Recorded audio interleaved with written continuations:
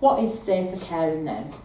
So safer caring is all about how we provide for children, care for children, do those everyday tasks while keeping them safe, keeping ourselves safe, keeping our families safe, and protecting ourselves from complaints and allegations. It's about taking proportionate risks and making sure that children still have opportunities to grow and learn, but that we're all staying safe at the same time.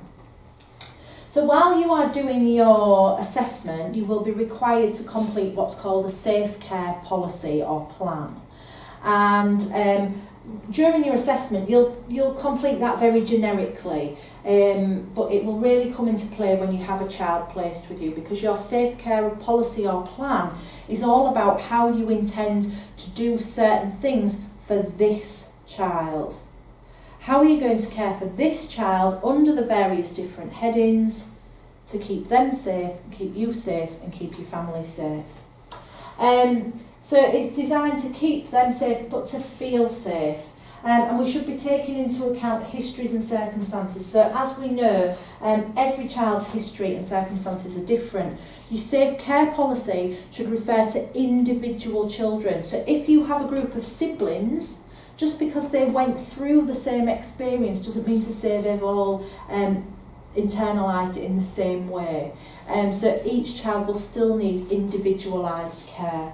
We should revisit and amend your safe care policy every time your household changes, but regularly as well. It's a really crucial part of your household and it keeps you safe. It's part of your record keeping.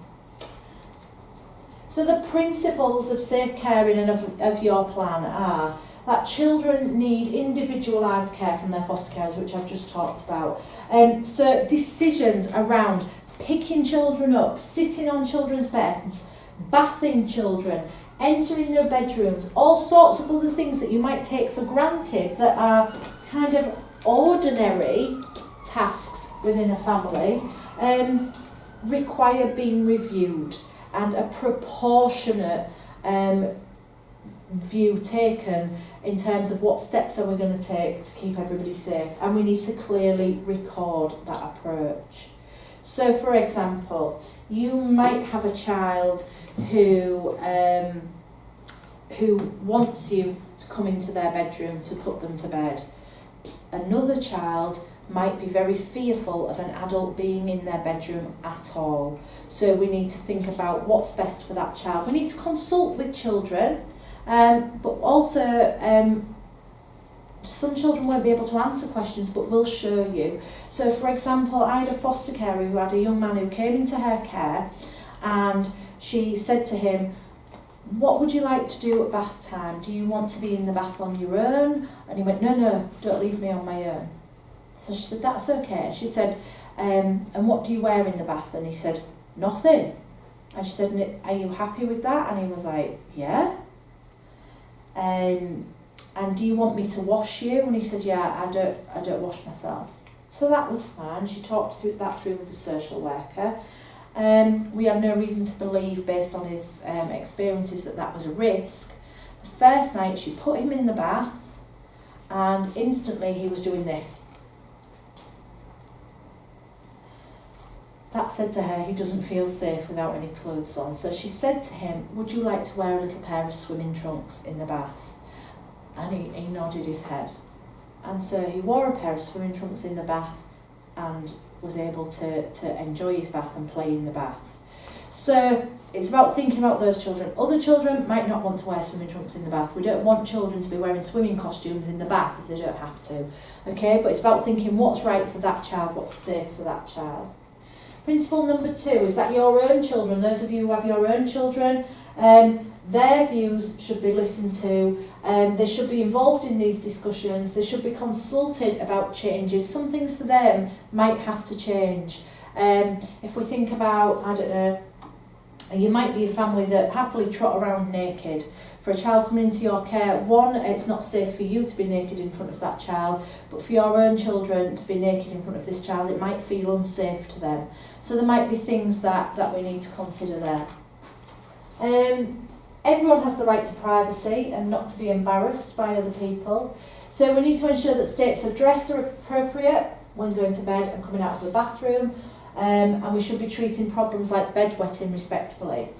So, states of dress. There used to be a myth that foster carers, if they were not dressed, had to have a dressing gown on at all times. Then I'd have foster carers in the middle of August losing a stone a day because they were sweating under this dressing gown.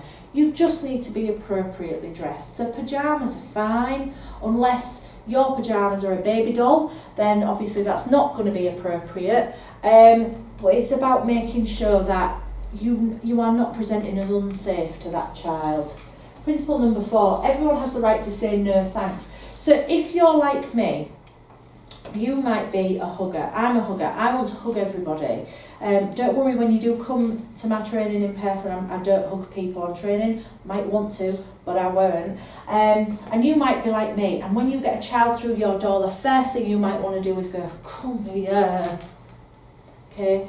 Children, a lot of our children won't cope with that. And if a child says no, we need to respect that. You might be thinking, oh, a child might be sobbing. You might put your arm around them and they might go like that. For you, you might think, oh, they just need a big cuddle. If they're saying no, we must respect no. And if you say, you might have that discussion with a child when they come into your care, do you like cuddles? Yeah. And so you might write in your safe care policy, we'll give them a cuddle. The first time you go to give them a cuddle, they stand like that. That tells you that maybe they don't want a cuddle. So you might have that discussion with that child and saying, it doesn't feel to me that you're very comfortable with me cuddling you at the moment, and that's fine. We won't do that. We can have a high five. For now, does that feel better? And you can write that into your policy. Based on the reaction, we are now just doing high fives until the child feels comfortable to progress that. Principle 5, everyone has the right not to be hit, hurt or bullied. Goes without saying. Principle 6, children should feel safe in relation to their physical care, as if they're unable to communicate for any reason, they should be given the consideration and respect that other children of the same age and gender would expect. So some of our children who are non-verbal, again, even children who are verbal are not always able to verbalise their needs and their wants and their dislikes. We can pick up on what children do and don't want. I remember a toddler that I had who, every time the male carer came to change his nappy, he would scream and wince, and it became very clear from the off that he was only comfortable with females undertaking those personal care tasks. He didn't need to tell us that, we could see it. And principle number 7, just as I was saying, foster tasks are gender neutral, although children, parents or foster carers may have preferences about who performs what tasks. So some children may be more comfortable with males, some may be more comfortable with females. It's important that we respect that and build that into our plan. So if there is 2 of you and you are a male and a female in a couple, you might put into your plan that the male carer will do all the nappies. However, if he's not there, this is what we've put in place to help make the child feel comfortable. Okay. So activity number 3. So in your pack you will have a sheet with the titles at the top of 2 columns. What happens now? What might need to change? And what I want you to do is, as a single person or as a couple, I want you to go down this sheet under these headings and just think about the kind of things you do now and what you might have to consider about that, or what might have to change about that. For example, if you enjoy dancing naked in the kitchen, that's something that's going to have to stop. So go down this sheet, fill it in, and see what you can identify that you might need to change. Might need to, might not. Okay, so pause me now.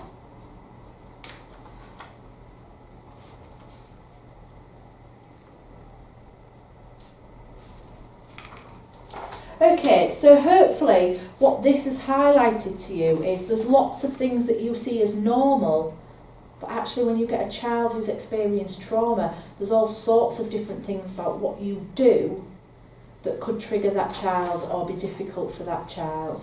Okay, so when you've filled that in, what I would do is keep that when your assessing social worker comes, and go through it with your assessing social worker, because they can talk through that with you as well when you're doing your safe care policy. So So why is it important that you have to have safe care policies? Why do we have to think everything through and consider the safety of everything? It's because you have to be accountable. You are caring for these children. You are accountable to the child, to the local authority and to the child's family. You are caring for them on behalf of the state. Because these children that you are going to be caring for are among the most vulnerable in society. Because you may be challenged about the care that you provide. So the fostering team, your fostering social worker may come to you and need to ask questions of why are you doing this like this, what's going on here, why is this being done in this way. You've got your safe care policy, so well look, it's documented, this is why we're doing it. Because you may have your own children in the household that need protecting as well.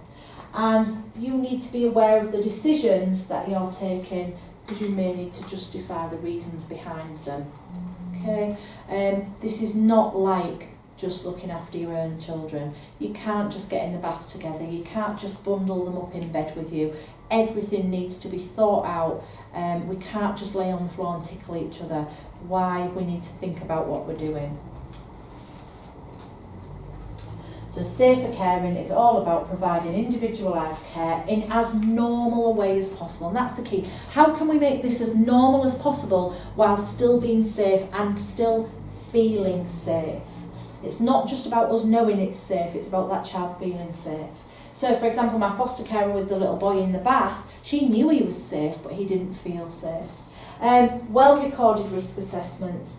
We need to consider implications of taking action and not taking action, which is what we've been discussing so far. It's about being informed and reflective, constantly reflecting and taking proportionate steps to manage the risks for yourselves against complaints and allegations.